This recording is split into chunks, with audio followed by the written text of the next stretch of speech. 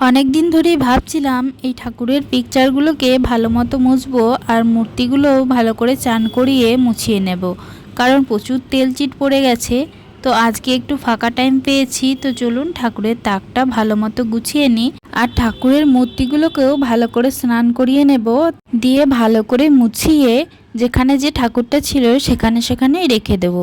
আজ হলো বৃহস্পতিবার, একটু দেরিও হবে পুজো করতে, তাই বাড়ির সমস্ত কাজকর্ম সেরে তাড়াতাড়ি স্নান সেরে চলে এসেছি ঠাকুর ঘরে। সো হ্যালো এভরিওয়ান, আমি শর্মিষ্ঠা, আবার একটি নতুন ব্লগে আপনাদের সকলকে জানাই স্বাগত।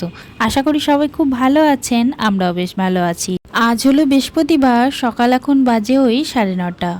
আমি স্নান টান সেরে বাড়ির সমস্ত কাজ করে চলে আসলাম ঠাকুর ঘরে। এরপর প্রথমে ঠাকুরগুলোকে আমি নামিয়ে নিলাম, তারপর একটা একটা করে আমি একটা নরম কাপড় দিয়ে পিকচারগুলো মুছে মুছে সাইডে রাখছিলাম। এই যে ঠাকুরের এখানে যেটা পাতা রয়েছে হলুদ কালারের কাপড়টা, তো ওটা আমি আগে তুলে নেব, তারপর আমি পেতে দিলাম ওই সাদা রঙের কাপড়টা। হলুদ কাপড়টা প্রচণ্ড নোংরা হয়ে গেছে, আমরা প্রায় এক সপ্তাহ পরপরই পাল্টাই। এখানে প্রচুর তেলচিট আর প্রচুর ধুলো।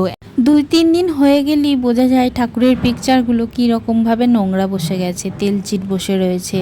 আর আমাদের তো রান্না হয়, তো রান্নার তেলগুলো গোটা ঘর ধোঁয়া হয়ে ঘুরে বেড়ায়, তো সেই জন্য একটু তেল চিটটাও পড়ে যায়। তো যাই হোক, এইদিকে আমি সমস্ত ঠাকুরগুলো ভালো করে মুছে মুছে যেখানে যে ঠাকুরটা ছিল সেখানে সেইভাবে রেখে দিলাম, আর মূর্তিগুলো আমি একটু স্নান করিয়ে নিয়েছিলাম। তো এরপর আমি ভালো করে মুছে নিচ্ছি, আবারও মূর্তিগুলো ভালো মতো মুছে নিয়ে যেখানে যেখানে মূর্তিগুলো থাকার ছিল তো সেখানে সেখানে মূর্তিগুলো আমি রেখে দিলাম।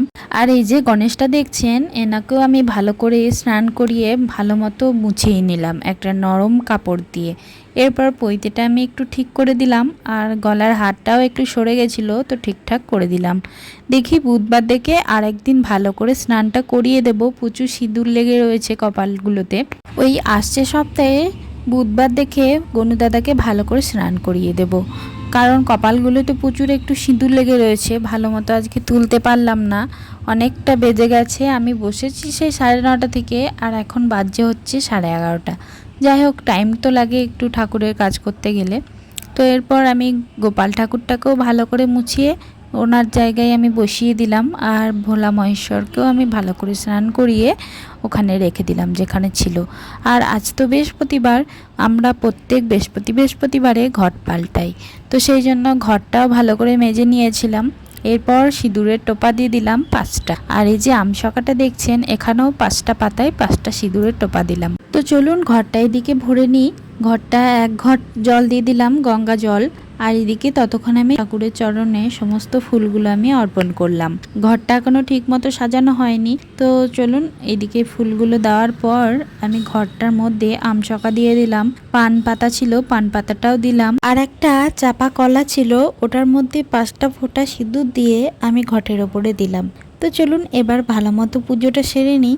ঘট পাতা হয়ে গেলে আবারও একটু করে ঠাকুরের পায়ে ফুল দিয়ে ভালো করে পুজোটা সেরে নিলাম। ধূপ, মোমবাতি, জল, বাতাসা, একটুখানি ধুনো দেখিয়ে ঠাকুরের পুজোটা মন ভরে সেরে নিলাম।